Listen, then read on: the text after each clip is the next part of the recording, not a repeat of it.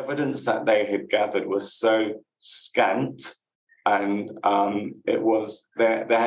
they hadn't really considered any paperwork, any strong evidence to suggest that their school is a really strong school and it's a safe school for the children. And more than anything else, to be told as a head teacher that your school isn't a safe school for its children is the hardest thing to take. And I found that incredibly difficult. And again, not because of that being defensive. It's not about being defensive, but it's simply knowing in my heart of hearts that they got that judgment completely wrong. Welcome to Rethinking Education. Education's critical friend. Greetings once again, fellow passengers of Spaceship Earth. I come in peace. My son recently sent me a WhatsApp message which read, "We are not humans experiencing the universe. Rather, we are the universe experiencing humans." I'll leave that with you. A problem shared is a problem halved. My name is James Mannion, and it is my profound pleasure and privilege to welcome you once again to the Rethinking Education podcast, education's critical friend. As regular Repod cats will be aware, this year I've done a few episodes that focus on our friends at the snazzily titled Office for Standards in Education, Children's Services and Skills, or Ofsted for short. Today I bring you a remarkable conversation with a head teacher called Calvin Henry, or rather a former head teacher, a fact that is actually quite pertinent to the story. Before I go any further, just by way of a heads up, this conversation is quite heart-wrenching in places. Calvin's story goes right to the heart of everything that is wrong with our current approach to holding schools accountable. Until recently, Calvin was the head teacher of St Mark's C Primary School in North London, in my old stomping ground, as it happens, just off the Holloway Road. Last year, Calvin went through an experience that he describes as being uncannily similar to that of Ruth Perry, the head teacher of Caversham Primary School in Reading, who very tragically took her own life earlier this year following an Ofsted inspection that downgraded her school from outstanding to inadequate. Just a few short months after Ruth's death, the school was re-inspected and found to be good again. And indeed, precisely the same thing happened at St Mark's. To illustrate just how ridiculous this situation is, I'm going to do something that I don't usually do, which is to preview a short clip of something that I will say towards the end of this episode. My goodness. And you know, what's really interesting, so according to this so-called Reliable Watchdog, the school is good, and then in March it's really bad, like to the not just requires improvement, but all the way down to inadequate. And then within a matter of months, it's back to good again. And then it begs the question, doesn't it? Like, so which is it? You know, like, is it the school that literally went from being good to inadequate to good, and that you are a reliable measure of schools, or is your ruler broken? You know, like, I mean, that's probably a rhetorical question. But, you know, I mean, it's just so obviously very, very deeply flawed. I know it's a bit weird to quote myself in this way, especially as you're going to hear it shortly anyway, but sometimes things bear repeating. This conversation was recorded in June of this year, and as we discussed at the start of this conversation, Ofsted did announce some minor tweaks to their policies and practices around the time of the recording. But if you ask almost any head teacher, and I am in regular contact with many of them, the reforms that Ofsted announced in June, while broadly welcomed, are widely considered to not go nearly far enough. Since the summer break, the furore around Ofsted has died down a little, but I strongly suspect it's going to pick up again in the coming weeks for a few reasons. First of all, the Beyond Ofsted group, chaired by Lord Jim Knight, is about to publish its report. Also in December, a group that I'm a member of, the Education Policy Alliance, will be publishing our vision of how we might create an accountability system that holds schools to account while supporting and celebrating school leaders and teachers rather than naming and shaming them. And then in January, the incoming Chief Inspector at Ofsted, Sir Martin Oliver, will take over the reins from Amanda Spielman as she steps down. Sir Martin has already indicated that he would like to undertake a big listening exercise at the start of his tenure. I sincerely hope that this conversation with Calvin reaches his ears, as with the other interviews with heads, former heads and former HMIs in this series, which so far includes Rebecca Leake, David Phillips, Frank Norris, Julie Price Grimshaw, Dave McPartlin, and an upcoming episode with Ben Davis. This week, I spoke with another head teacher whose school has been in an Ofsted window for several months now. They described how being in an Ofsted window distorts the day-to-day running of the school. They also said that they lie awake from 2:30 a.m. every night, worrying about what might happen when they get that dreaded call. Obviously, accountability is important. Nobody would deny that. But this is an appalling way to treat hardworking professionals.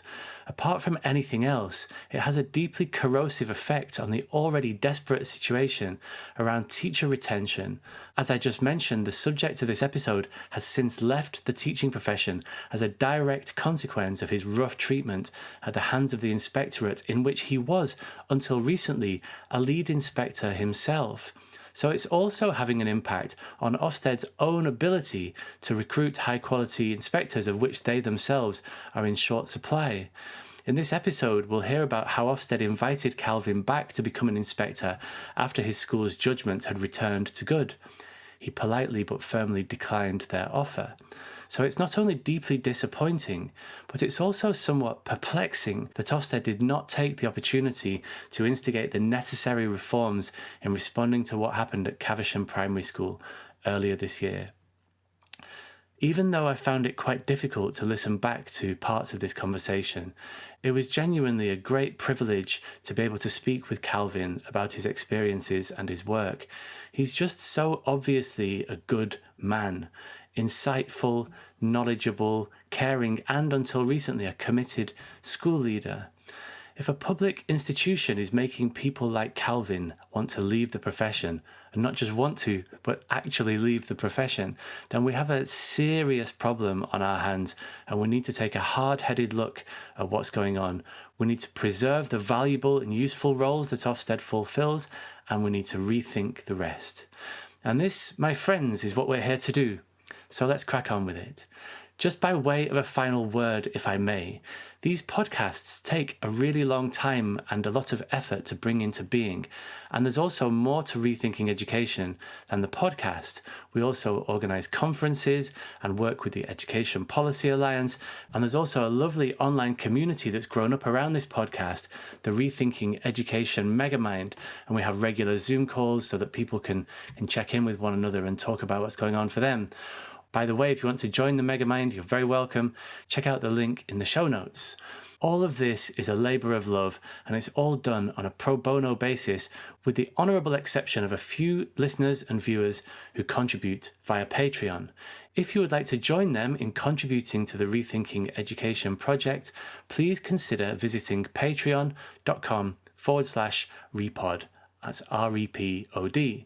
You'll receive free stuff in return for the price of admission, including a searchable transcript of every episode to date. So if you want to listen back to something, or if you're writing an essay and you want a text version of some juicy quote that somebody said, you can search for a keyword and it will transport you via the magic of technology to that very part of the recording, which is actually kind of amazing. And if you'd rather make a one-off donation rather than a monthly thing, you can shout me a coffee or a pumpkin frappuccino if the spirit moves you at buymeacoffee.com/repod. Okay, without further ado, I will now hand over to my recent, fascinating and really quite a roller coaster of a conversation with Calvin Henry. I hope you enjoy the show.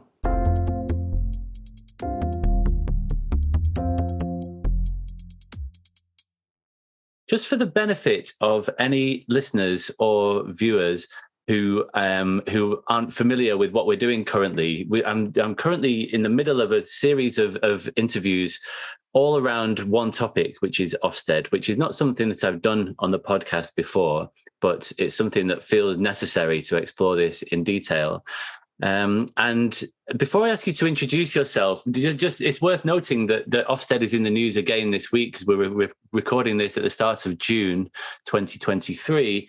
And this week, Ofsted, having met a few times, it seems that Gillian Keegan, Secretary of State, has met a few times with Ruth Perry's sister, Julia Waters, and they've come up with a bunch of suggestions for how they're going to respond. So there's an article in front of me here from Schools Week, the 7 Ofsted inspection changes following Ruth Perry's death, although they've got 2 number 5s, so I think there might be 8 things. I was just wondering, have you seen this, and what are your initial thoughts or responses to this announcement that they're going to make these changes to how they do things? I have seen this, James, yes. And I suppose it's a start. There are some positives there, some significant positives there, specifically in relation to the inspection of safeguarding and coming back to schools within a 3-month time frame if there are particular issues in relation to safeguarding, because naturally parents, everybody really, all school stakeholders will want to know that children are safe within a school. And what you wouldn't want to do, of course, is to leave a school for months and months and months and potentially years with safeguarding issues, and in Ofsted's eyes anyway.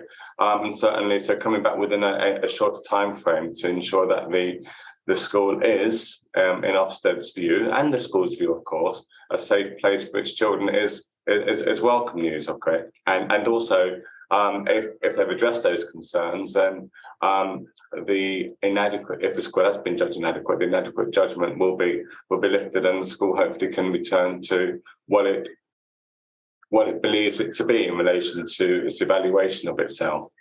So that's a good one. The complaints process is being overhauled, and there's consultation out there at the moment as well in relation to that.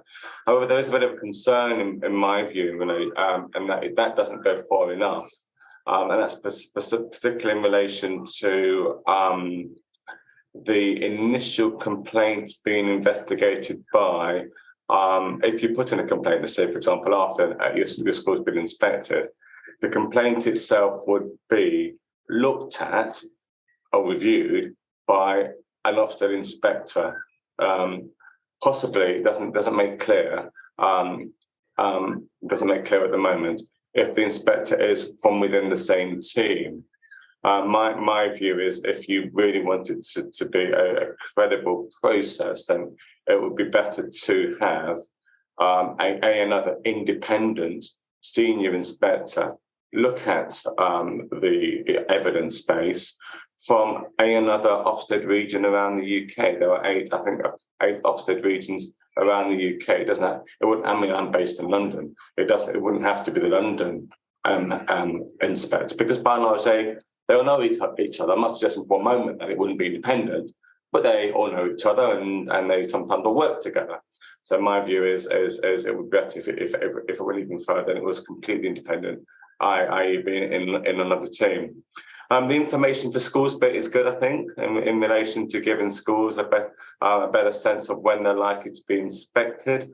Also, the sense that as and when a school has had its inspection, and the findings of that inspection can be shared amongst other professionals, rather than it being kept to the head teacher or to key governors. So that can be shared more widely certainly amongst the professional school community, which is welcome. There's some good things there, but it doesn't go far enough in my view, and specifically around the single judgments that schools are given, and particularly in relation to overall effectiveness. And that's simply because I don't think that those single word judgments provide a secure enough, rounded view about a school as a whole. Yeah, thank you. It's been really interesting and very considered response. You've obviously given this some thought. A couple of points to pick up on there. I think you're right. It's a welcome start. It shows that there is willingness for some sort of movement. That question about the complaints procedure and who it should be looked at by is an interesting one. And I was looking at an exchange on Twitter yesterday, where John Bald had commented and said that formal complaints will be invested. So he was quoting from the statement, formal complaints will be inspected by a member of Ofsted staff. And it does say that it would be independent of the inspection. But he said that's not good enough. That person should be HMI and work to HMI standards. And then Mina Wood, who is soon to be a guest on this podcast, said that I don't agree, unfortunately.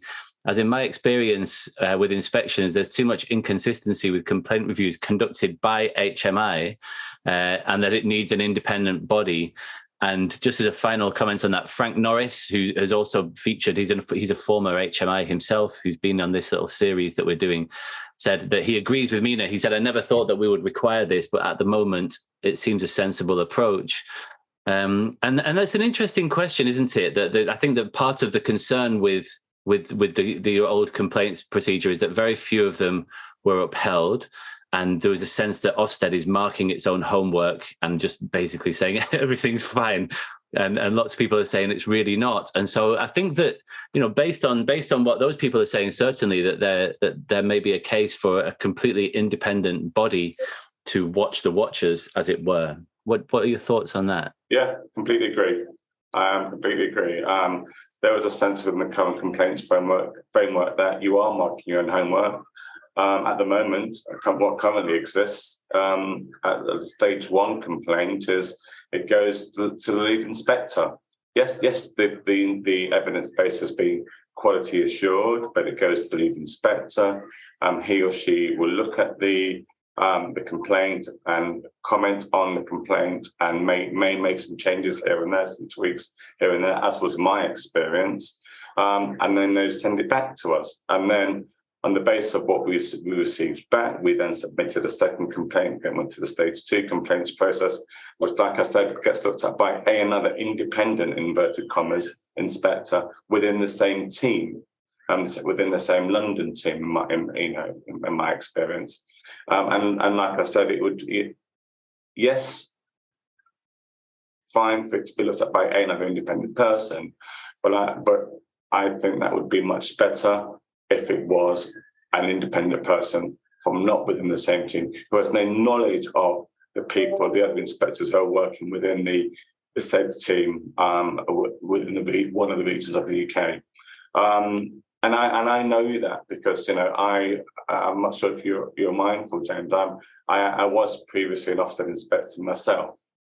Right, I didn't know that actually. I was previously a lead Ofsted inspector too. And I've been inspected in 2014 until this year. So I know how the system works, if you like. Yeah, sure. I mean, it seems like there's maybe a case for it to be ex-inspectors, right? That they could, like a former HMI or a former Ofsted inspector could work for this independent body that would investigate complaints without fear of repercussion, because that would be the sense, wouldn't it? That Ofsted could potentially apply pressure within the organisation on people to lean one way or the other with regard to complaints, and it's too important to allow that to continue. There's clearly a sense that that's been happening. I mean, look, we welcome the notion that with the draft proposal at the moment, that there's going to be more effective dialogue between the lead inspector and the school during the inspection, because as head teachers, as leaders of schools, you get caught up in the melee and the business of the inspection. And you may get asked a question, how's everything going so far? Is the conduct okay? Is everything fine? And invariably, you often say yes because you're worried about the implications if you say no potentially. And then therefore those that what you say is captured in the evidence base, and then Ofsted can say, well, you said there was, everything was fine. But anyway, there's hopefully there's scope for more of that. There's also scope for, within the proposals, for leaders, so head teachers, to go back to Ofsted a day later, and then make, if they do on reflection have a complaint based on, have reflected overnight after the inspection's over, then again that will be taken and considered, and could lead to, the essence of the report being changed, or even in Ofsted, according to what they've written, potentially judgment and being changed as well. So there is scope for, within their current proposals, for things to change quite significantly. Yeah, thank you. Yeah, it's interesting what you say about that feedback, because Ofsted have often said that in response to this. People have said, but look at the amazing feedback that we get from people in the post-inspection survey. And just to clarify, it's not anonymous, that survey, is it? I'm assuming that you filled out at least one of these post-inspection feedback forms. Do you recall? I don't quite know where it goes. You fill it out on the portal, on the Ofsted portal, so it goes to them. But do you have to sign in with your details so that they know which school that feedback's coming from? Yeah, absolutely. And so of course, if it's not anonymized feedback, and people, especially if they've felt like they've had a borderline conversation where they've had some, like, oh, this could go one way or the other, and they've just nudged over the line, and they might just be breathing a big sigh of relief. B, they've probably built up a bit of rapport with the Ofsted inspector, regardless of what's happened. And so they want to, there's a bit of sort of personal well-being, well-wishing there. But also it's like, I don't want to rock the boat now, right? Like we don't want to do anything to this report hasn't been written or published yet. Absolutely. So I think that the data, also there's been some interesting questions raised about the way that those questions are asked. So there's a well-known feature in writing surveys called agreement bias, where people will just tend to agree with any statement that you put in front of them. So if you say, like, recycling is really important, most people will agree. And then if you say recycling is a total waste of time because it all just ends up in a landfill anyway, most people will agree with that as well. And so to address that, good surveys have an equal number of positively and negatively worded statements to cancel out that agreement bias, if you like, and then you reverse the scores when you're analysing it later on. And that isn't being done. And so they're sort of saying, oh, I think that this inspection was fair and robust. And you go, tick, yes, of course. They consulted pupils and parents. Yes, of course. And so they're playing into that agreement bias and giving themselves favourable, again, marking their own homework to some extent. And that might be because there's a lack of awareness of social research methods within their team, but that's not good enough. They need to look at that. Absolutely. Yeah, okay. And then, and with regard to lots of people have focused on the one-word judgment. It was literally they were talking about it on Radio 4 on The World at One just now. And I know your views on this because I've got an article about you from Schools Week, and the call out thing at the top is what Ofsted don't seem to understand is the impact that single word has on people and how it can destroy them. And this was indeed why I reached out to you to invite you to take part in this conversation, and just for the benefit of readers or listeners, not readers, listeners or viewers who aren't familiar with this, the opening sentence of that Schools Week profile says, after the recent outpouring of anger over the death of Ruth Perry, a head teacher who described his Ofsted experience as uncannily similar speaks out. And so that's what I'd very much like to hear today, is just to hear your own story as to what's happened but I think that's in particular to one particular inspection, but you might want to reflect further back on your long and illustrious career. So to begin with, we perhaps should have done this at the top of this conversation, but could you please just sort of introduce yourself to our listeners and just explain sort of where you work, what you do, how long you've been doing it for? Sure, no problem. Thank you, James. I have been a head teacher since 2006, September 2006. It's my third headship that I'm currently in. And I've worked as a head teacher in Camden and in Islington and now in Haringey. And I did a period of consultancy, predominantly as a head teacher, I suppose, in essence, also in Hackney. So I've worked within and across, quite a few inner London authorities. And my first headship I did for, I think it was 9 years, and I coincided that with a period of executive headship when I was a head teacher in Islington at the same time. And I've been within my current school, it's my 5th year of being here. And throughout that time, of course, I've been subjected to a number of Ofsted inspections. And I have had, by and large, very successful inspections, including inspections that have been good and outstanding. And as I explained earlier, I've also been an Ofsted inspector for a number of years. I became an inspector myself in 2014, and for a period of time, 2 or 3 years, I was a lead inspector as well. And I stopped being an inspector this year, particularly following my recent and adverse experience of the inspection of my own school. So by and large, I know the framework. I know the framework in relation to not only having been an inspector, but also having been subject to it, and I've always adapted. Not my practice so much, but how our own school's evaluation according to the requirements of the framework. So I've always known what the framework is, and of course we've always made sure that as a school, our practice by and large reflects what the framework requirements are. Right. Okay. And have you ever kept a tally? Do you know how many Ofsteds you've been through as a head teacher? As a head teacher, 7, 10, 13, 1, 2, 3, 4, 5. I think about 7 or 8. 7 or 8. Yeah. Okay. And I mean, before we get into you mentioned a particularly adverse experience, I just wonder, like, as you look back over those 7 or 8, what's your sense? Like, there's one thing that I'm curious about with regard to Ofsted is that the framework changes so often. It's like, I think there's been 10 changes in the last 20 years or something. So it's something like once every 2 years, which is interesting in itself, isn't it? Because like, if something is so important that a name that a school can be sort of named and shamed and hauled over the coals for it, and yet what you consider to be important is changing so regularly. That's interesting. I was just wondering as you look back over that period of time, what's your sense as to how much the framework has changed from one to the next? Yeah, that's a really good question. And bizarrely, with this current framework, I received the training for this current framework a few years ago, a good couple of years ago when it first came out.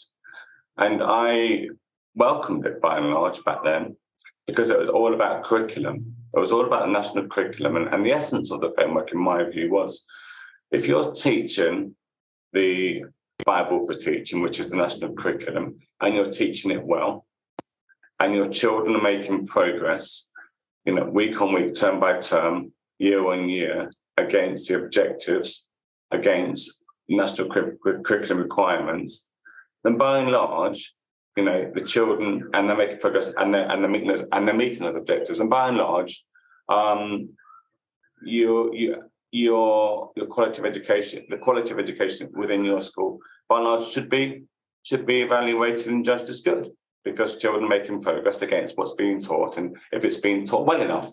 And that was, for me, by and large, in some way, I suppose, the essence of what this new framework is about in terms of quality of education. Well, a well-sequenced, well-delivered, well-planned curriculum. And so I welcome that. And I welcome that more than the frameworks of old. And I go back to the framework that existed in 2013, for example, where what happened prior to that, my school had been inspected when I was a head teacher on 2 occasions, and it was judged to be outstanding under 2 different frameworks. And then the 2013 framework was applied when I was inspected again. And at that time, as I recall, the the school had to have, it was all about outcomes and progress, but the school had to demonstrate that the rates of progress for children by the time that they leave the school needed to be so many APS points, and old money in terms of levels. Okay, Yeah. In Key Stage 1 and Key Stage 2, by and large, you had to have so many APS points to be evaluated as being outstanding. Now, the school that I had, I was a head of teacher of, most schools are very inclusive, but this was a school that had 2 resource spaces for children one with physical disabilities, one for children with autism. So particularly high number of special needs in a mainstream school with 2 resource spaces. So a number of those children were never going to make that level of progress, and that impacted overall on the progress that the cohort by the end of year 6 would make. And so we're never going to get the required, I think it was 15 APS points between Key Stage 1 and Key Stage 2 to be outstanding. I think we had something like 13.6. So I couldn't argue against that because it was very rudimentary. It was very empirical. It was very qualitative. I couldn't argue against that back then. And so the outcomes had to be evaluated to be good because it was all about APS points, as we were told at the time. Whereas the current framework was all about the quality of education and progress from children's starting points, which is welcome news to practitioners, to leaders, to teachers, to practitioners. So by and large, I was all in favour of it because it's all about progress according to children's starting points and the quality of education that they're getting, and prove to us that the children are getting a really good quality of education against national curriculum expectations and show their progress. It's about showing and evidencing that. And that is music to, by and large, teachers, leaders' ears, really, in terms of what we're expected to do. Yeah. And so do you said at first, when it first came out, that you welcomed that framework. Just like setting aside your experience of that recent inspection, which we'll get into shortly, do you still feel that way about that framework, or can you see that there are now some problems with it? The essence of the framework, I think, is okay. Okay, I think in principle, the essence of what it is, what it's about, how it was constructed, I completely get all of that. It's all about the interpretation of it by inspectors, and I think it's more about how they have interpreted what's required of them as inspectors once they go into schools. And so therefore it's about a level of consistency of inspection, and rather than necessarily about the essence of what the framework should be about. Yeah, I see. Does that make sense? Yeah, it does. Yeah, and you can see that, can't you? Because when it was based on APS, I think that stood for average point score, didn't it? That's right. Yeah. Like Excel spreadsheet can tell you whether the school is outstanding, right? But if it's like, to what extent are different schools evidencing things in different ways, and then it all of a sudden becomes this big subjective swamp, Sure. And you're not comparing like with like. And what's really interesting is what you just said a minute ago about how under that APS system, like observing a school with very few SEND children with a school with, like you say, 2 resource centres specifically set up to support those children in a mainstream setting. Obviously, that's not a level playing field. Disadvantaging schools that are doing really, really difficult work. It seems that Ofsted is still making that mistake of just having so there's one framework for primary and secondary that covers all different kinds of settings, and they're not like this. There's such a diverse population of schools that you're not like, you might think, oh, it'll be reliable if we're measuring them all on the same playing field. It's a little bit like how we say that GCSEs are a level playing field because everybody's doing the same exam. But I had Sarah Jane Blakemore on the podcast a few months ago, and she was talking about how when the GCSE was invented, we didn't know anything about adolescent brain development. And now that we do, the one thing that we really know is how diverse adolescent brains are at the age of 15 and 16. You are not comparing people on a level playing field, because they're at totally different stages of development, physically and biologically. And so it seems that we're still sort of playing that game. And that's essentially what Ofsted is all about, isn't it? It's about having this like national standard, this national sort of bar or set of bars that can be used to, and it seems to be based on this assumption that that bar can be used to reliably evaluate the entire landscape of, 20,000 schools or something. Yeah, it just feels like that's not.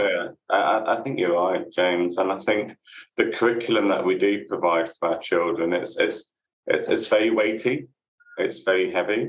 There's a lot in there, and by and large, it's incredibly aspirational for our children, for lots of our children, particularly post COVID pandemic, and there are significant gaps in children's learning, and lots of schools are still playing catch up with that.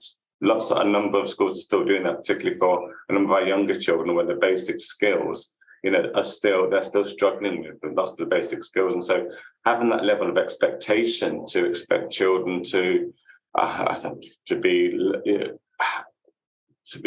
learning in detail the requirements of the science or the geography curriculum it's yes, we know that they need a science and a geography diet, but not at the expense of the basic skills. And lots of our children and lots of our schools are really struggling still with children who need to catch up, and also struggling with ensuring that children are coming to school regularly, because we know in lots of schools around the country, attendance has fallen off a cliff. And so lots and lots of our children aren't coming to school as regularly as we'd hope. Absolutely. Yeah, that's a huge topic that comes up a lot on the podcast. Right. So let's talk about your recent experience, if you're happy to do so. And I realize that this is not probably the most pleasant story to tell. Probably cathartic, James. Yeah. Okay. Yes. And so if you just take your time and take us back to the beginning. When did this inspection in question take place? Yeah, it was last March 2022, the end of March. And we had an unannounced inspection. And the unannounced inspection, Section 8 inspection, was converted into a Section 5 inspection on the same day. Please, can you explain, for the benefit of people who aren't familiar? So unannounced, is that literally they just turn up? They just turn up, yeah. Within 15, they called me on, I think it was a Tuesday morning about 8:00, and they were in school by 8:15. Yeah. Whoa. Okay. And is that used in the case of when there's a particular concern that there's something going wrong? If there's a concern, if there's been a registered concern that's gone to Ofsted, and they've looked into the concern, and of course I can't talk to you about what that is, what that concern was, but if they've looked into that concern and they deem that they should visit the school based on the nature of that concern, that's what they did. Right. And were you in an Ofsted window at this time? Were you sort of half expecting them? No, not last year, because we'd been told that all schools post-COVID would be inspected later. So I think there was a year, 18 months grace or thereabouts. So we weren't in the window. We're expecting the window to fall within the current academic year.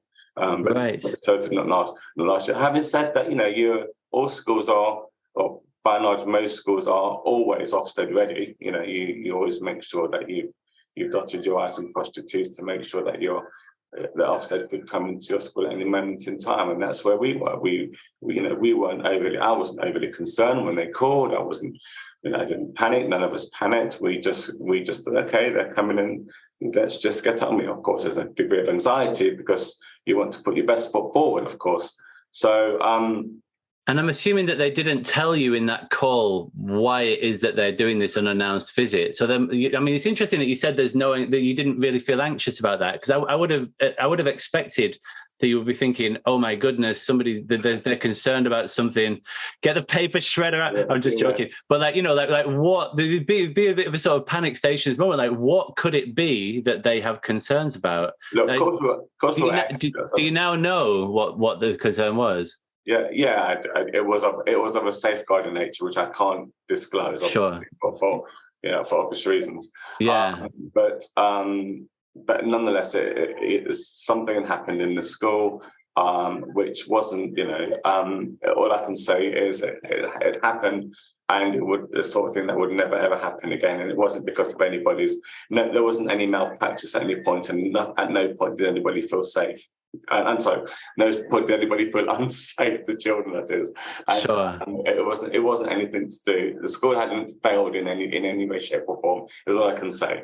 I see. All right. And so I'm assuming that from what you said, so Section 8 is the unannounced one, and it was changed to a Section 5, which is like a normal Ofsted inspection on that morning. So they were. It seems that they were satisfied that the safeguarding concern wasn't, a game changer, that they weren't going to, Well, no, my sense was they converted the Section 8 into a Section 5 because they said that they had some concerns around safeguarding in the school, which they were not investigating, but rather they were looking for evidence of secure safeguarding practice across the school. And throughout the morning, they did quite a few activities throughout the school, which included, for example, speaking to key people within the school and talking to children. And on the basis of that, by and large, they said that they were going to convert the Section 8 inspection into a full Section 5 inspection.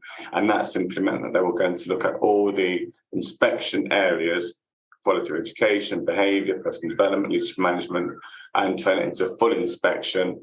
And that's what they duly did.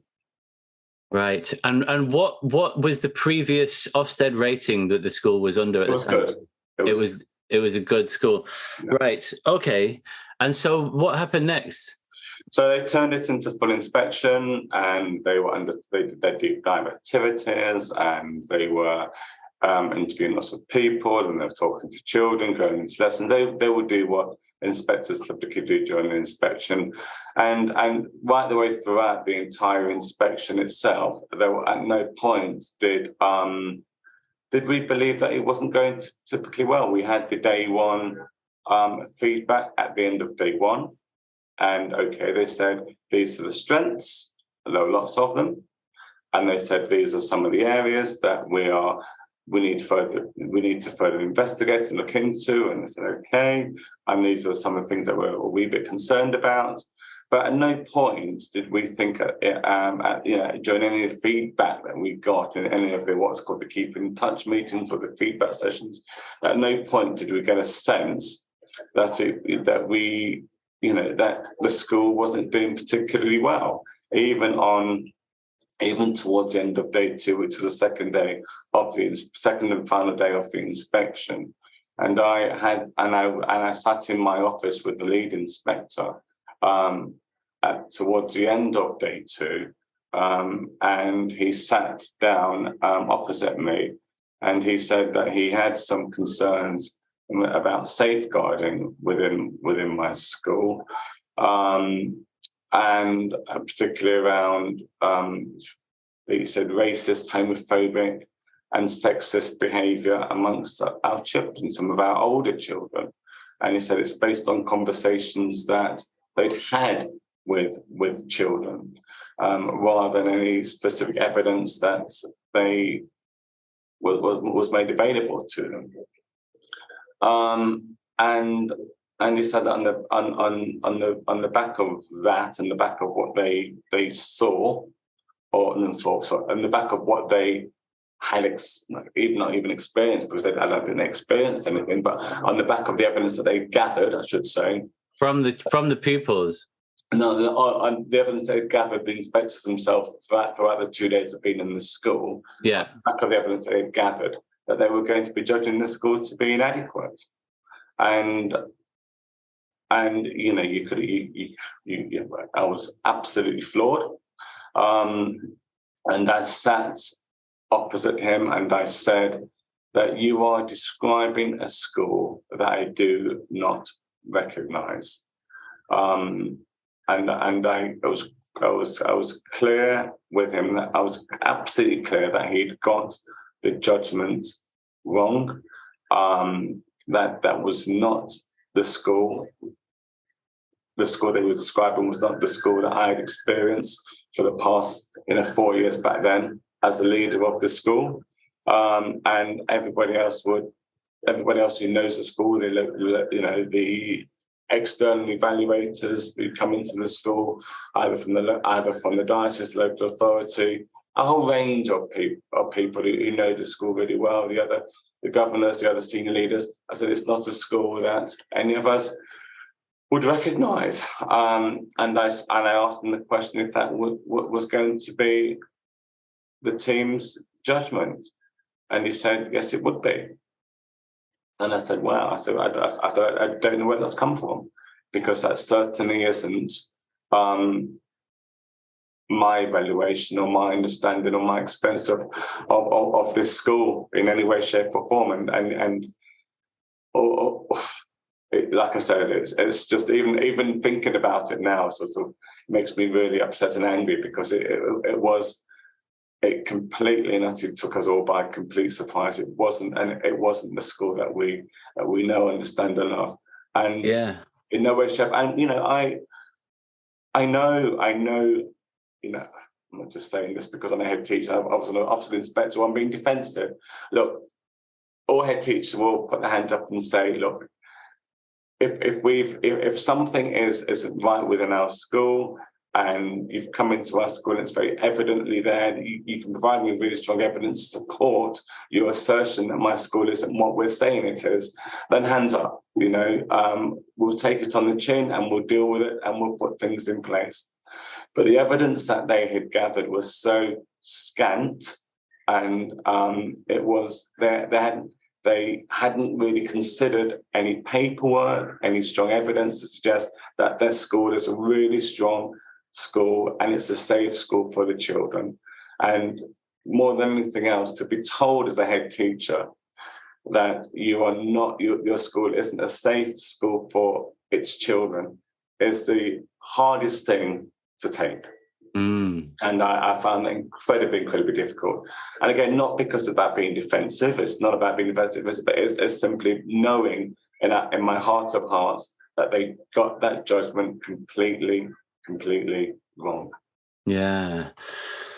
On the basis of having spent a day and a half in a school that you've been in every day for the last 4 years, and like you say, they just misread it based on. And do you think that, going back to what we were saying earlier, do you think that that's because, like yesterday on BBC Breakfast, Julia Waters, who we mentioned earlier, Ruth Perry's sister, said that she thought that the problem was a real lack of clarity around expectations with regard to safeguarding. That she felt that was what, in particular, in the case of Caversham Primary, that was essentially the problem. That there was just a lack of clarity around what it was that the inspectors would be looking for, and she was penalised on that basis. Is that something that you share? Do you feel like that they were? I mean, it doesn't even sound like it was that they were asking for things that you didn't know they would be asking for, but rather just that they had some method of sort of arriving at a decision. Like you said it was based on scant evidence, but not backed up by sort of facts and figures or paperwork or whatever. What's your sense? Do you agree with that the safeguarding element of the framework is just really vague and far too open to interpretation? It is open to interpretation, absolutely. But for me, so in my experience, it was the lack of the inspectors adhering to what Ofsted promotes, and that's about ensuring that they evaluate the culture of safeguarding within the school, the culture of safeguarding. And that's more than just about speaking to, a handful of children. It's about speaking to parents also about their evidence. It's about looking at parent surveys, their own surveys, which they didn't consider. 95% plus of parents said, of the 78 surveys that had been received, had said that they were incredibly happy with all that the school provided. And the school is a safe and happy place for its children. That's a really high percentage in Ofsted terms. Looking at evidence like that, it's about really understanding the culture in relation to how children conduct themselves around the school. There wasn't one behaviour incident while they were in the school. Children felt safe. Children in the playground, one behaviour incident was reported. Yes, they said because children have told them, sometimes some children are sexist or they've said homophobic things. Our evidence that we presented to them over the 3 years of evidence showed that I think there'd been 2 or 3 of that sexist comments or homophobic comments in the last 2 or 3 years. And we could demonstrate how they've been dealt with effectively. But none of the evidence was considered.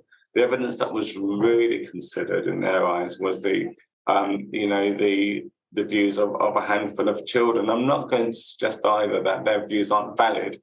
Their views are valid. Of course they are. If that's their views at that moment in time, then of course we'll take them into consideration and we'll do what we need to do to make sure that they feel wholeheartedly safe and secure. But they spoke to a small handful of children, some of whom had been pre-selected and by Ofsted themselves, and they said that they completely denied this when I put the complaint in, that there wasn't anything in the evidence space to suggest that the children had been pre-selected. But I know that they had done because they asked me to pre-select the children, and they wanted specific children who'd been involved in a recent incident, and I was a bit concerned about that. But nonetheless, no, what's done is done. I see. Is that in relation to the incident that the initial unannounced inspection was to do with? No, it wasn't in relation to that incident. It's in relation to an incident that we were dealing with at that moment in time. I see. Inspectors arrived in the school. Right. So they were. So let's just say that because it was an incident that was ongoing that we were dealing with. Okay. Yeah. And a few of the children were a bit more flavoursome with what they had to say. and look, like I said, I'm not. Children's views are children's views, and we take them very seriously. And we dealt with what we're dealing with properly during the time of the inspection. But like I said, the inspectors are speak to those specific children, and really shouldn't have done, in my view. Well, it's not representative sampling, is it? Like, absolutely, you should speak to the children who are involved in ongoing issues, but as a representative sample, like that's gonna lead you to a very particular conclusion and to build up a very particular picture of the school that, as you say, is not representative of the whole. Absolutely. I know that was something that happened. And like I say, fundamentally it led to an outcome in our school that was that we fundamentally knew was the inaccurate judgment for the school. And so obviously we then went through the process of challenging the Ofsted findings. Before let's pick that up in a while. So you put in a complaint and you tried to appeal and say this was unfair or whatever.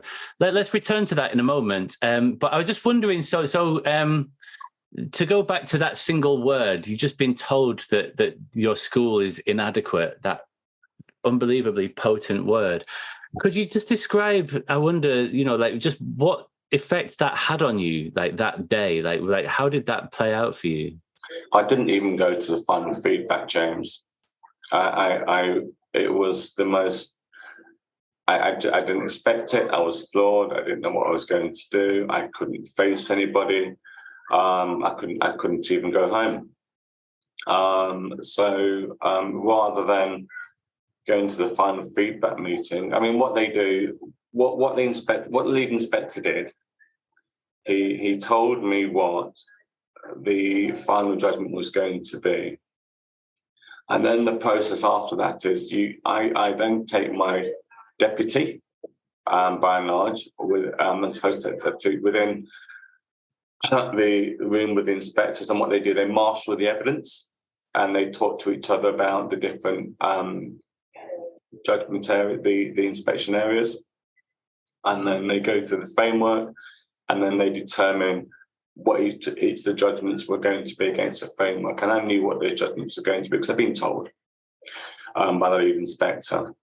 So I would had to have sat through that, and then later, about an hour later, if that, we'd invite the governors would be invited in, local authority, the diocese would be invited in, and all other any other stakeholders, senior professionals would be invited into the room potentially, and we'd go through a summary version of that marshalling of evidence, and be told again.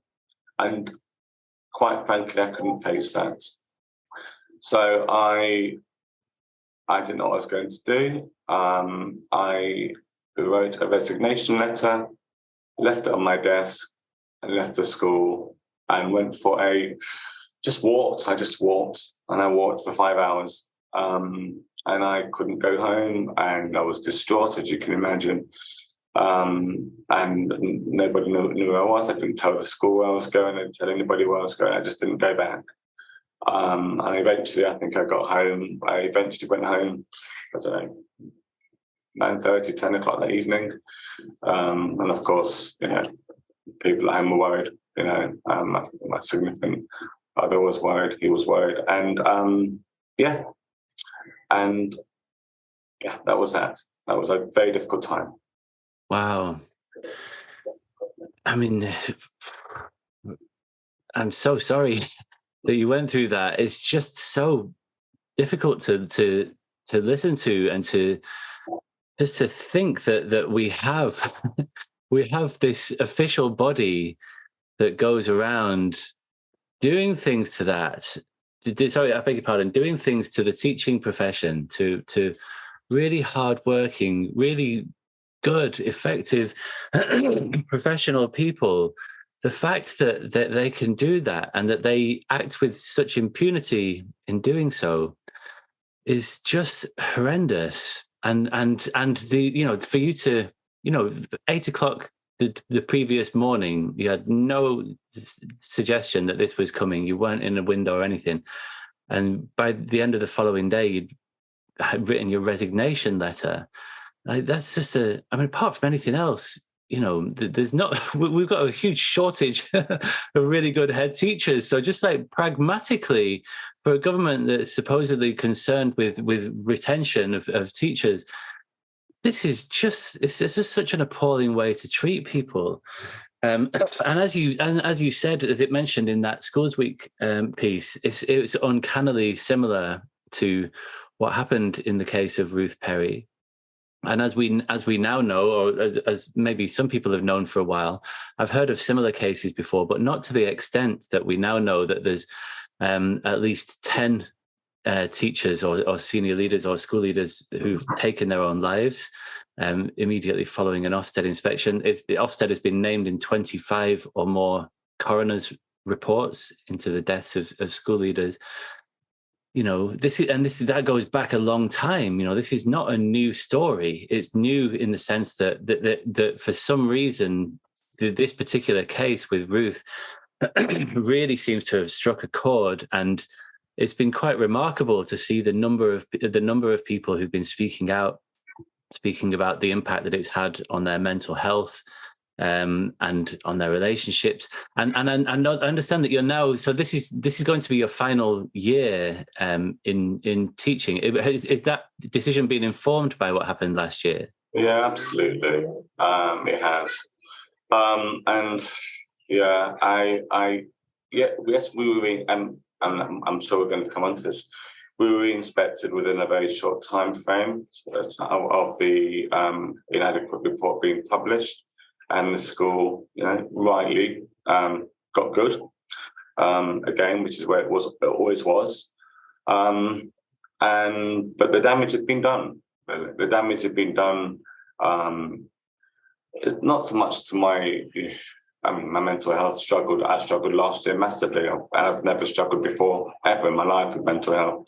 But I struggled simply because I didn't understand. And it's like you telling me my shirt is black and I'm telling you it's white. I just didn't understand. You're the reason behind the judgment, and so I resigned essentially because I need time to decompress, I suppose, to reevaluate where I'm going with my life and career. Had that inspection not happened, or had the outcome not been what it was, would I have remained in education? Probably, yeah. I wasn't ready to retire yet. I'm 54, going in 55. I'm almost of retirement eligible age, and being 55, I can do that. But I wasn't ready to go to retire yet. But certainly, it took its toll. Really, it really did take its toll on me. And yes, I feel the need to do something else new and different for a period of time with my life. And even after the second inspection that we had, throughout all this period, interestingly, throughout this entire time, I was still an Ofsted inspector on paper. I couldn't inspect, obviously, because I had inspections lined up last summer, and one by one they got taken away from me for obvious reasons. It's about credibility, of course. I get that. Really? Do you think that's why? Is it just that they thought that you don't get to be an Ofsted inspector if you've been the head teacher on the end of a bruising judgment? Yeah, you can't be an Ofsted inspector if your school's less than good. Right, I see. And obviously, the report hadn't been published, but I was never told that was the reasons. But it's unusual for all these inspections to be taken away from you, given the number of them that were forthcoming. Nonetheless, I completely get it, and I wouldn't have been in the right mind frame anyway to have inspected those schools. Yeah. It must have been interesting. I imagine that the lead inspector knew that you were an Ofsted inspector. And yeah, he did. I'm sure. Because there was. Because it's the London team. I was in the London team, and your inspectors, and you say, "Oh, I recognise you." Maybe not have had a conversation with him before, but you just recognise people. So yeah, I'm sure that he knew. And then, interestingly, post the second inspection and the outcome of the second inspection, which was good, I then got Ofsted called me and asked me if I'd come back to them and re-inspect again. And I've since decided, especially in the wake of Ruth Perry, that won't be happening. Yeah, I would have expected. Sorry, can you hear a horrible drilling sound at your end? No, I'm fine. I can't. Oh, good. Okay, I think Zoom has got some little sound filter. Next door having their kitchen done, and they've just decided drilling. I would have imagined that conversation might have involved some expletives. I don't know. You don't feel the need to share that, but at least privately. No, it didn't. No, not really. Not, I'm a firm believer in help in trying to inform and change the system if I can. And I even thought about going back and hopefully helping to influence change from the inside. I genuinely did. Right. Wow. I'm a firm believer in doing that, helping to, I like to think of myself as a bit of a system leader to try and really influence change. And that's why I've decided to not do it that way, but to do it this way. And obviously the Schools Week article, I did something to the BBC. And of course, now I'm talking to you, James. And so, yes, this is my raison d'etre, if you like, for doing what I'm doing now, rather than going back to Ofsted and trying to influence change from the inside, because that evidently is happening, albeit not as quickly or as, as widely as we might hope. Yeah, sure, absolutely. And just out of interest, so that same clause, they've now changed this, haven't they? The confidentiality clause. But were you expected to keep this judgment to yourself? Yeah, and that was incredibly difficult. So we were inspected at the end of March, and throughout this entire period of because we were complaining, we'd put in a complaint stage 1 complaint, stage 2 complaint. We were doing all of that. So from the end of March all the way through to the publication of the report, which was the first week in September, nobody could know. Nobody knew. I mean, obviously, governors knew because they were supporting me with the challenge and the complaint. Well, did they refuse your resignation letter? Yeah, they did wonderfully. He's no longer my chair of governors, but I had a wonderful chair of governors at the time, who was incredibly supportive, and came out to my house the following day with somebody from it's called the Education Partnership Board, Having Education Partnership Board, and somebody from the diocese, and they were just so incredibly supportive and said, look, we think you're a wonderful leader. The last thing you want to do is to lose you as a head teacher. If anybody can get us out of this mess, it's you. And we have a faith and confidence in you as the school's leader to sort this out. And that's what we want to hear in terms of supporting you and your well-being, rather than having an inspector who after they've told you this news, they've just closed down completely and WhatsApp your office and leave you with the news. Wow! In such a in such a ruthless and unnecessarily brutal way. It was brutal, really brutal, and unnecessary, and that's what I couldn't quite understand. It sounds it, and there's just such a weird power dynamic there, isn't there? Like the ability to have that power over a school, over a livelihood, must be quite intoxicating in some sense. I don't know. Did you ever feel that as a lead inspector, that the power that intoxicating is maybe the wrong word? I'm not suggesting that Ofsted inspectors are drunk on power, but there's still this, like, to have that power. It's not often that you have that kind of power over somebody, let alone over a whole organisation. I wonder, and also you would have thought that it would really sharpen the focus. If an Ofsted inspector was aware that the head teacher is also knows their onions, you might think that they'd be thinking, wow, I really need to make sure that I've got this one right. So it's sort of interesting. But I'm as a former lead inspector, just stepping aside from this particular experience, what's your sense of that? Like that sense of the power that comes with that role of lead inspector? Yeah, I recognise that, but also as a head teacher, you've got you wield power, don't you? Really, over the community that you serve, and the teachers that you have. So I've always been mindful of that. But it's always, I like to think I was a good Ofsted inspector, either as a team inspector or as a lead inspector, and I inspected and evaluated the school alongside the leaders, and I wasn't power trip happy when I went into schools. I very much worked with the schools team to make them understand that I also understood the challenge that they're going through and the difficulties that they face, and hopefully evaluated their school as effectively and in line with their own view of the school. And if it wasn't, I would make very clear the reasons why, in my opinion, and based on the evidence I've seen, why things aren't as good as they think they were.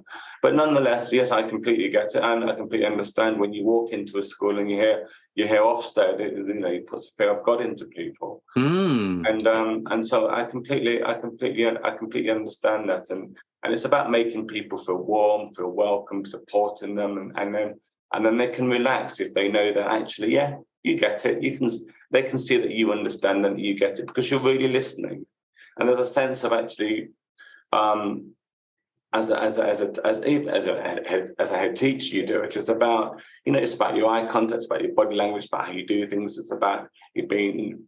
It's just really about you demonstrating your understanding about this challenges that schools face. And I didn't think the team I had really understood my school's context and the challenges that we'd been facing, particularly within the community that we serve, and particularly post-COVID pandemic.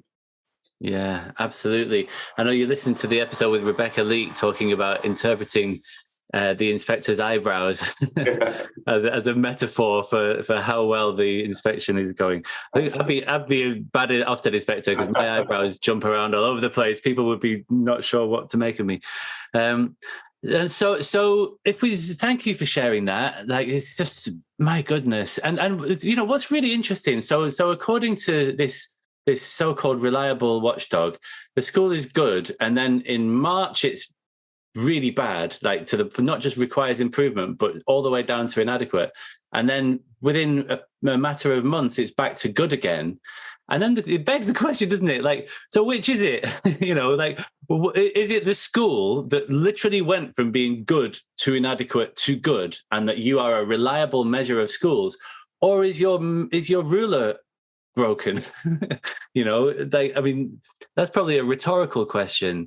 But it's just so obviously very, very deeply flawed, and that's one of the really difficult things here, is that everybody agrees that accountability is really important. I've yet to meet a head teacher who doesn't want to be scrutinized or held to account for looking after vulnerable young people.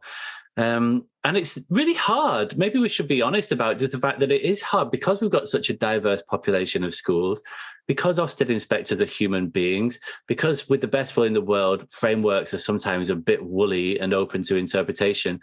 We get it wrong. And, I don't think that anybody's sitting in Ofsted HQ stroking a white cat going, whoa, like concocting evil plans. And yet very, very bad things are happening as a consequence of what is happening in Ofsted HQ. And so if for example, that I don't know if you put your application in for the HMI inspector, the lead role is up for grabs, isn't it? Miss Spielman, Amanda Spielman is on her way out. I think they've actually already appointed a shortlist. But if you were to just as a thought experiment, if you were to step into those illustrious shoes, what would you do? What would you change? Oh, that's a $6 million question, James, that one. What would I change? Look, first of all, it's like you say, we're public servants. We're paid for, as a schools, we're paid for from the public purse. We completely accept accountability, 100%. We completely accept Ofsted. It's there. And schools, we do need to be held to account, and we welcome them coming into our schools by and large. But it's about the way that it's done. And for us, certainly for me and my experience, and I can speak for, I'm sure, for a number of other leaders that I know and have spoken to in the past, it's about consistency of approach and getting it right.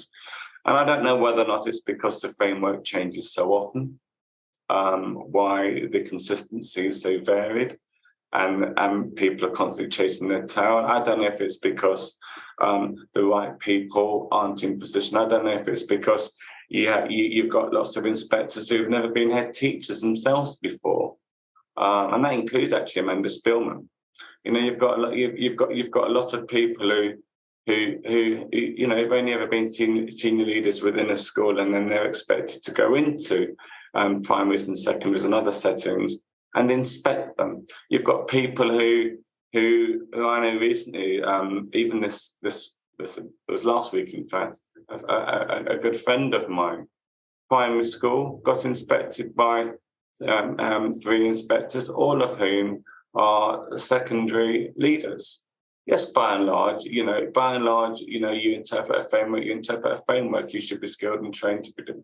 I get that, but if you really are going to be evaluating the quality of provision in phonics or in early years, then you need to have a bit of a degree of understanding of what the practice genuinely involves by being a leader or of that setting. So yeah, it's a bit of a worry really when you have inspectors who don't have the specialisms, I think, to go into schools to deliver an inspection framework well enough to the setting that you're evaluating. Yeah, they talk a lot about knowledge, don't they, Ofsted? They've got onto this neo-traditionalist bandwagon. They define learning as a change in the long-term memory, and it's all about knowledge, and that was the thinking behind the curriculum. And yet they've got all of them, or like lots of their inspectors are operating outside of their domain of knowledge, which is interesting to note, isn't it?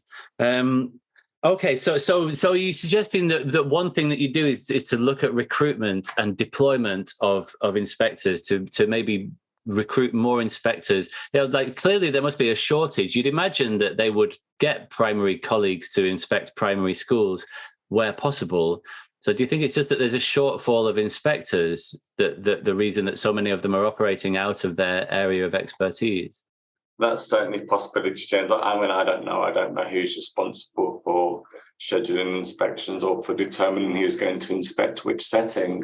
But by and large, inspectors, when you train, you can access training modules for key areas of specialism. For example, SEN or the independent sector or primary or secondary schools. And I suppose once you've fulfilled your obligation in terms of accessing that training and successfully being trained in that area, then by and large you can go out and inspect within them. So that's typically what happens.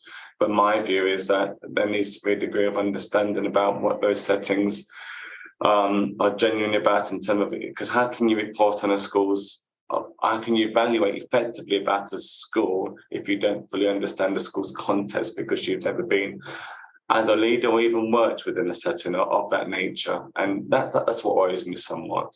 And of course, the other key thing that we've sort of alluded to before is around, in terms of what needs changing anyway, is around the single word judgment, and that sort of encapsulates all of this, doesn't it, really, in terms of it not being fully representative of what a school is about.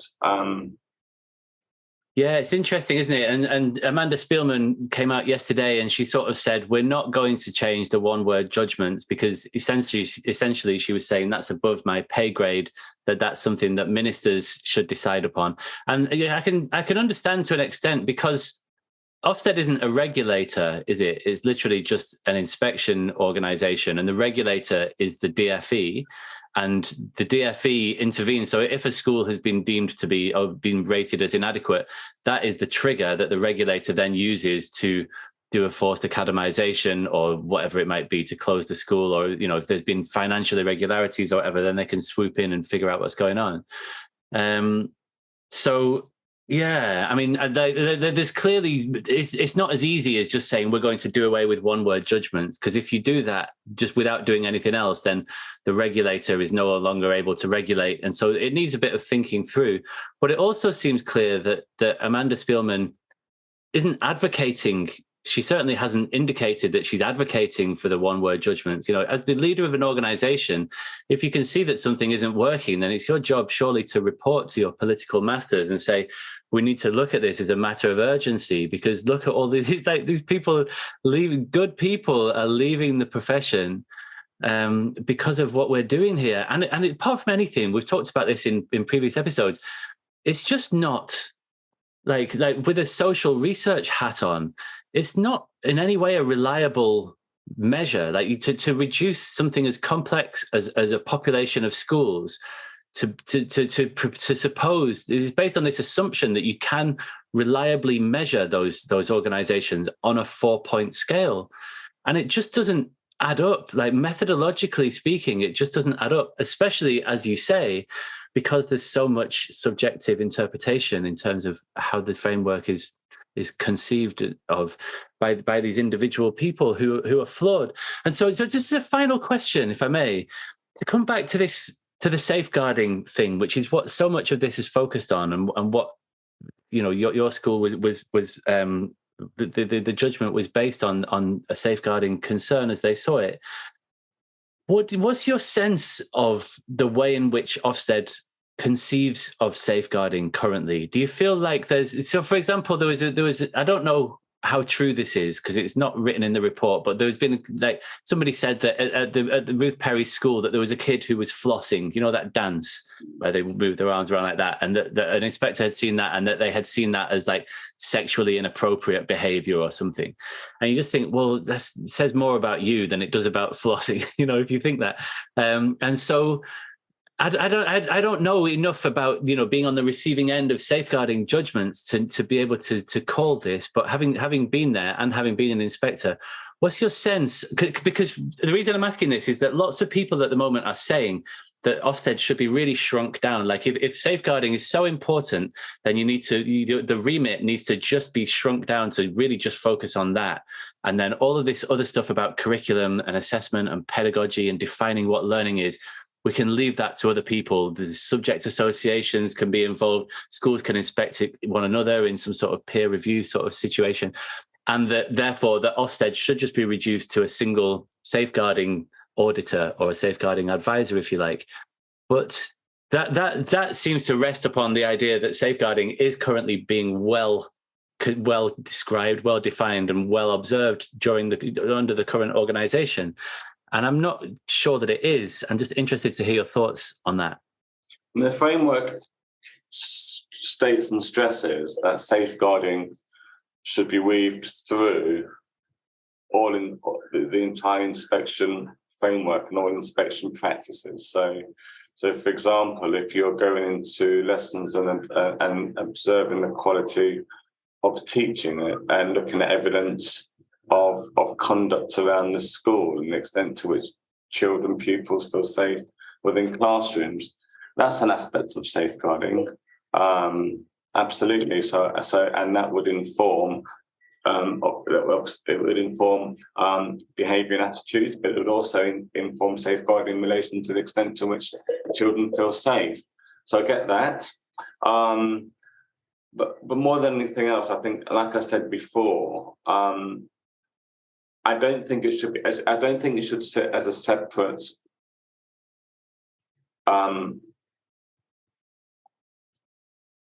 almost as a separate thing that sits outside of the framework. I welcome it. I welcome safeguarding as being as threading through the entire framework, if you like. Yes, there are compliance things that we need to meet. Yes, we need to make sure that we have the right checks in place, the DBS checks, and the single central record is up to date. All those compliance things need to be there. Of course they do, because you need to make sure that the right people are in positions to do the jobs that they have to do. We get all of that, absolutely.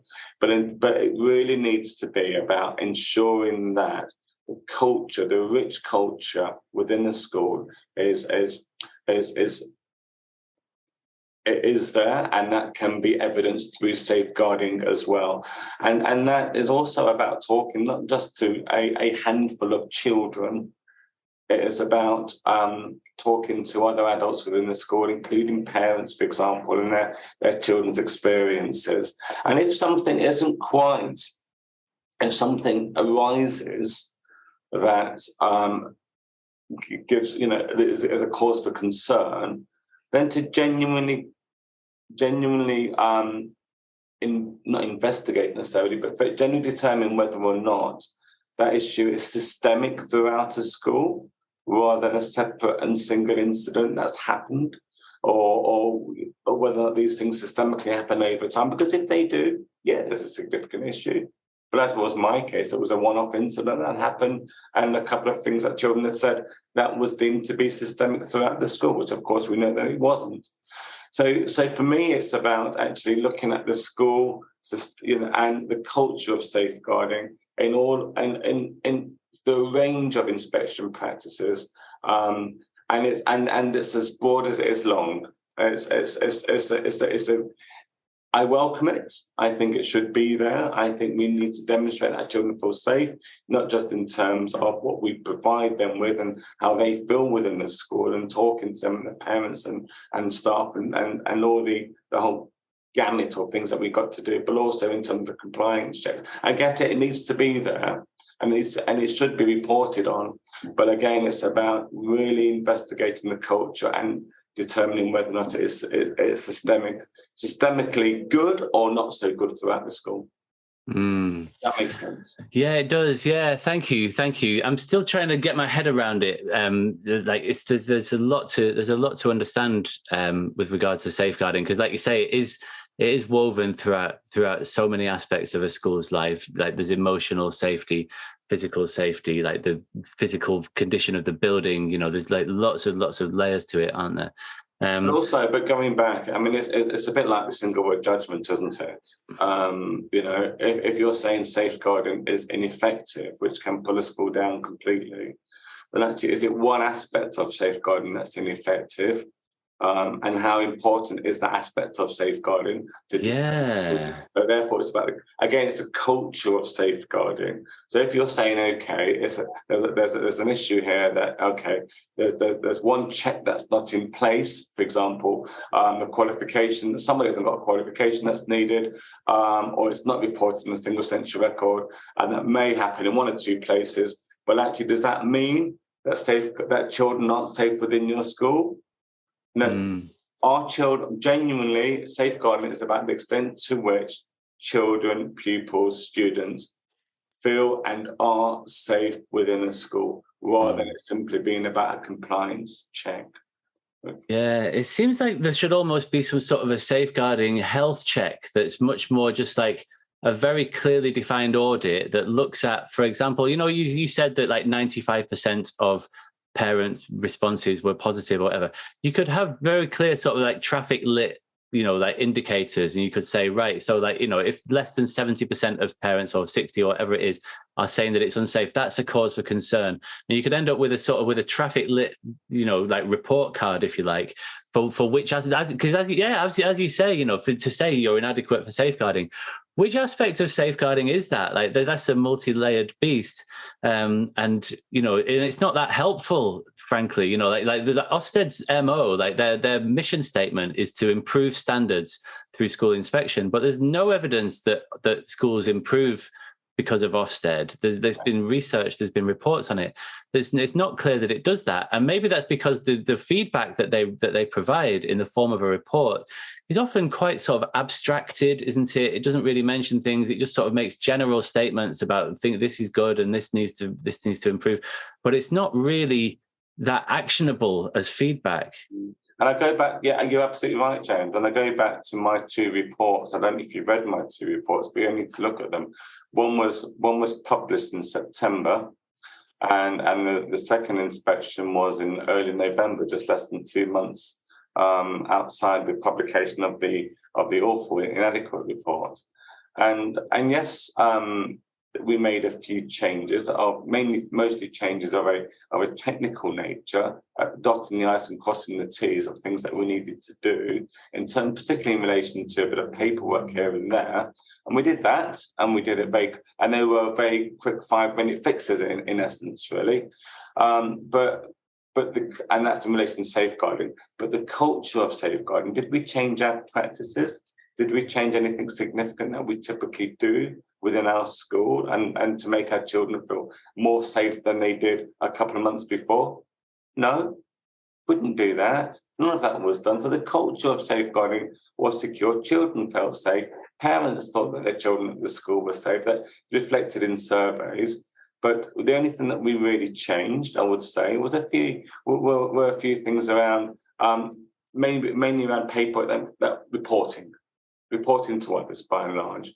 And there were very quick fixes that need to be done in Ofsted sides. And by and large, we followed the guidance. We followed the guidance well. So it's a huge beast, safeguarding. And all schools will say, I'm sure all schools that you speak to, all leaders will mention that actually they haven't ticked every single box, but you know, and it will be ever thus. Well, it will. Like, I mean, schools are big, complex places. They're dynamic. They're ever changing. People can have bad days, right? Like, there's always going to be some amount of bullying that happens in schools. Kids can be absolutely vile to one another at times, and of course, the school needs to respond to that when it happens. But you can't ever prevent it from happening in the first place. And there are 2 million persistent absentees, as you mentioned earlier. The absentee problem, 2 million out of 9 million are voting with their feet at the moment, to the extent that they're defined as persistent absentees. And I imagine that a large proportion of those would essentially chalk it down to a sense of safety, that they don't feel safe, they don't feel welcomed, they don't have a good friendship group, there's bullying, whatever it might be, they don't like their teachers, whatever it is. You know, when you're absent from school, it's not fun. Like if you're a persistent absentee, you get loads of letters and phone calls and parents being threatened with fines and what have you. And yet all of those kids are still choosing that strife over sitting in the back of a classroom or even the front of a classroom. And that tells us something, you know, like safeguarding is never going to be perfect, is it? Like it's always a work in progress. And that's why a sort of a strengths-based approach, like an appreciative inquiry approach, a report card approach that said very explicitly, these are some areas that we, you know, think are really good. Here's some areas where we think there's still a bit of room for improvement, you know, and we recognize that, you know, what goes up sometimes comes down and vice versa. And we'll see you next year. You know, I don't think anyone would have a problem with that. Yeah, absolutely. And, you know, this, again, the single word judgment and there's often rhetoric from Ofsted which says parents find it easy to understand by having single word. I think it's insulting for parents really to suggest that they can't read the body of a report or they can't read more than a single word to understand what a school is genuinely about. Absolutely. And as we've pointed out, like, you know, they say that they're giving information to schools, but that information is crap information, basically. It's like, it's not a good way of capturing what a school is like. And so, you know, if you're proud of the fact that you're giving parents inadequate, unhelpful, very partial, very unreliable information, if that's how you define the success of the organization, then we need to rethink that organization. Calvin, thank you so much for taking the time to speak with me today and for speaking out, right? And for sharing your story. I'm sure that it's not easy. And, you know, maybe you said it was cathartic a bit to talk about it. And I'm sure it is, but also, you know, it's not fun, is it, to talk about this stuff? I'm sure that there's other things that you'd rather be doing.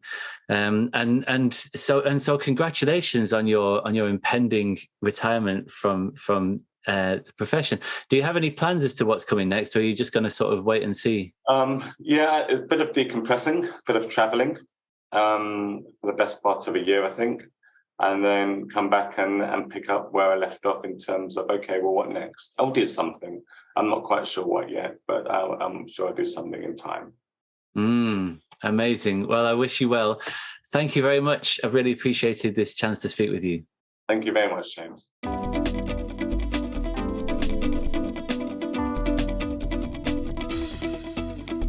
Time is a measure of change. We don't have much time. Time is a measure of change. We don't have much time. Time is a measure of change. We don't have much time. Time is a measure of change. And if we don't try,